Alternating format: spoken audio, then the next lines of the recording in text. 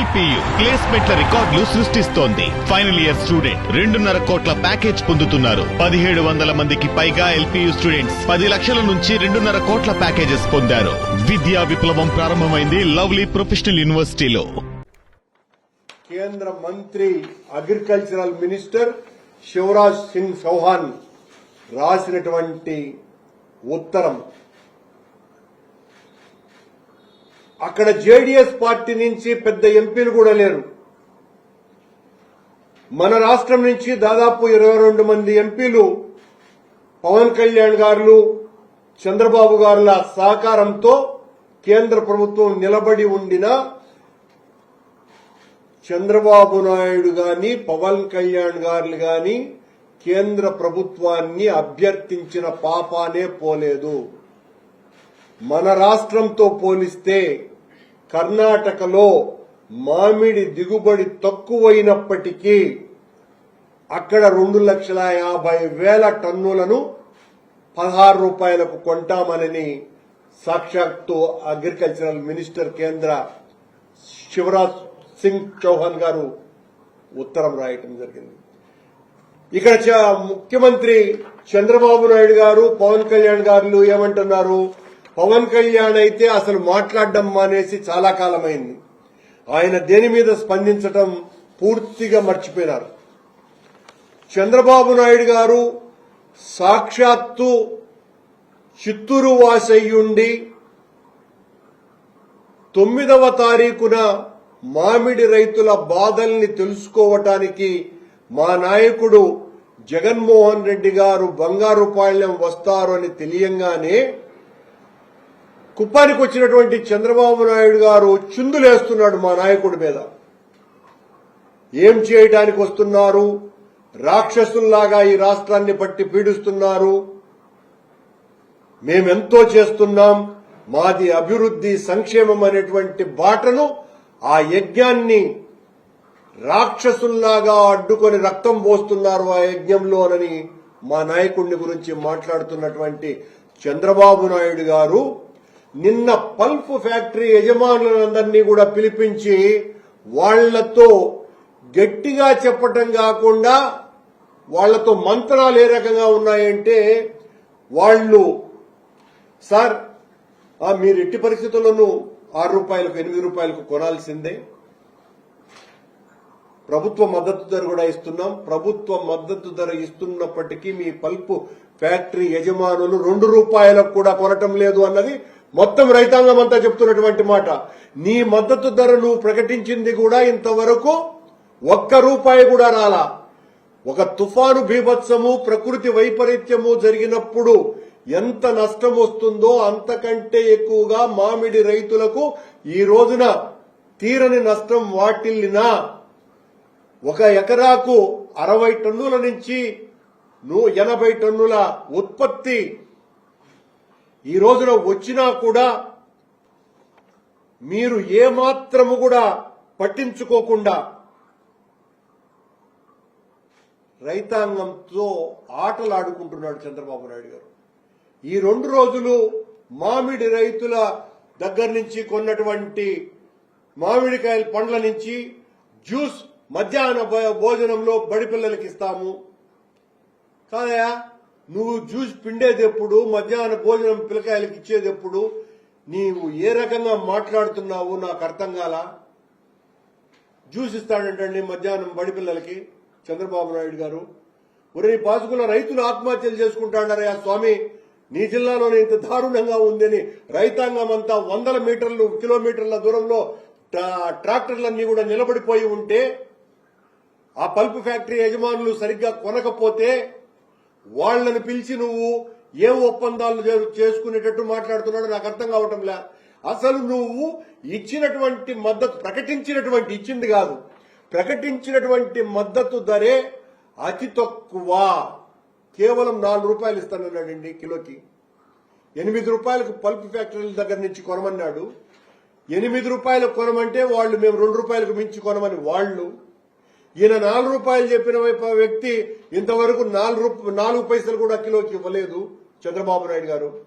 కానీ అదే పక్క రాష్ట్రంలో అతి తక్కువ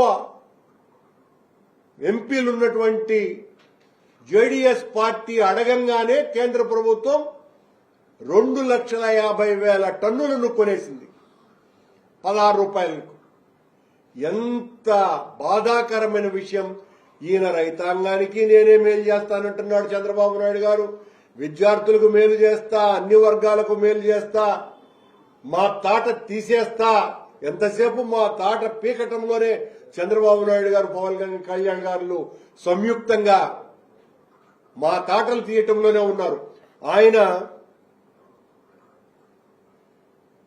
8 రూపాయలకు కొనుగోలు చేయమని చెప్పినాడు. వాళ్ళు 2 రూపాయలు కూడా కొనుగోలు చేయటంలో. మళ్ళా నిన్న కుప్పంలో ఆయన మాట్లాడినటువంటి మాట P4 తో అభివృద్ధి సంక్షేమం దూసుకుపోతోందట. ఆ P4 తో ఆయన పెట్టుబడిదారులందరినీ కూడా ఈయనేదో పెద్ద మహా ఋషి అయినట్టుగా ఈ రాష్ట్రంలో ఉన్నటువంటి ధనికులందరినీ కూడా అత్యంత దానశీలురుగా మార్చేసి కోట్లాది మంది ఉన్నటువంటి పేద రైతాంగాన్ని, కార్మికులను, దారిద్ర్య రేఖకు దిగువనున్నటువంటి పేదలందరినీ కూడా ఈ P4 పథకంతో 2029కే రాష్ట్ర స్వరూపాన్నే మార్చేస్తాడట. అందులోనూ కూడా ఆయన నిన్న అన్నటువంటి మాట, నేను 1995 సిబిఎన్ ని కాదు, 2014 సిబిఎన్ ను కాదు, ఈ రోజుండే సిబిఎన్ వేరే. ఒకవేళ పొరపాటున అప్పటి సిబిఎన్ ఉన్నా కూడా కొంచెం మేలుగా ఉండేది. ఆ 95-14 సిబిఎన్ ఇప్పుడు మరీ వికటాట్టహాసం చేస్తున్నటువంటి వ్యక్తిలాగా వైఎస్ఆర్ కాంగ్రెస్ పార్టీని, జగన్మోహన్ రెడ్డిని సర్వనాశనం చేయడానికి కంకణం కట్టుకున్నటువంటి మహాపురుషుడికి మళ్ళీ తప్ప పేద ప్రజలకు మేలు చేసేటువంటి పని ఒక్కటిలే. 143 హామీలు ఇచ్చినారు, సూపర్ 6లని 6 పెద్ద వాగ్దానాలు చేసినారు. ఒక్కటి కూడా నెరవేర్చకుండా మా 4 మందం అన్ని చేసేసినాను అని చెప్తున్నాడు. మరి నీ పాసుకుల నువ్వు కనీసం నీ జిల్లాలో మామిడి రైతుల బాధల్ని తీర్చడానికి కూడా ప్రయత్నం చేయకుండా 2 రోజులు జగన్మోహన్ రెడ్డి గారిని, వైఎస్ఆర్ కాంగ్రెస్ పార్టీని తిట్టి వాళ్ల తోలు తీస్తా, వాళ్ల తాట ఒలిచేస్తా, ఇలా మాట్లాడడానికే మొత్తం సమయం అంతా కూడా. అందులోనూ ఇలాంటి వాళ్లతో, అంటే జగన్మోహన్ రెడ్డి లాంటి వాళ్లతోనా నేను రాజకీయాలు చేసే పరిస్థితికి దాపురించినాను నేను. ఈయన ఏం చెప్తే అది నమ్మేస్తారని. జగన్మోహన్ రెడ్డి లాంటి వ్యక్తి నీకు అపోజిషన్ లో ఉన్నాడు కాబట్టే, నీ గుండెల్లో నిద్రపోతాడు కాబట్టే ఆ దడదడలాడి చంద్రబాబు నాయుడు దిక్కు తెలియకుండా ఇష్టం వచ్చినట్టు మాట్లాడుతున్నాడు. మా కార్యకర్తల్ని, నాయకుల్ని, చివరకు జగన్మోహన్ రెడ్డి గారిని అందరినీ కూడా జైళ్లలోకి ఎప్పుడెప్పుడు వేసేయాలనా మమ్మల్ని అందరినీ అని ఉబలాటమే తప్ప ఇంకేమన్నా ఉందండి మీ దగ్గర? ఇలాంటి రాజకీయ నాయకులతో నేను రాజకీయాలు చెయ్యాలా అని దానికి బ్యానర్ ఐటమ్ ఈనాడులో. ఇలాంటి వాళ్లతోనని ఇంకెలాంటి వాళ్లతో చేస్తావు?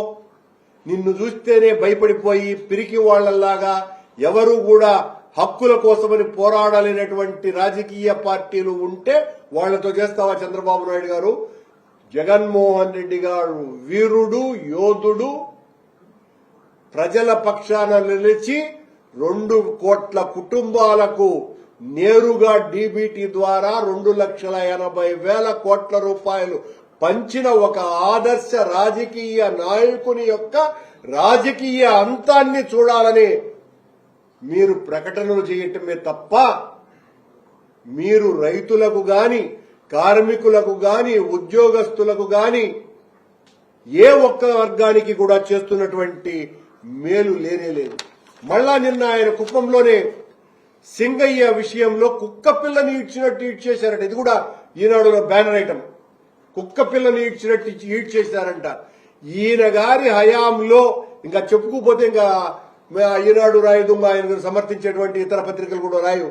మీ ఆరంభం నుంచి, మీ రాజకీయ ఆరంభం నుంచి మీదంతా కూడా హింసతోనే రాజకీయాలు జరిగినాయి. హింస, మోసము, వంచన, వెన్నుపోటు, వీటితో రాజకీయాలు చేసినటువంటి మీరే ఇలాంటి ఆదర్శమైనటువంటి మాటలు మాట్లాడుతుంటే చాలా ఆశ్చర్యం వేస్తుంది.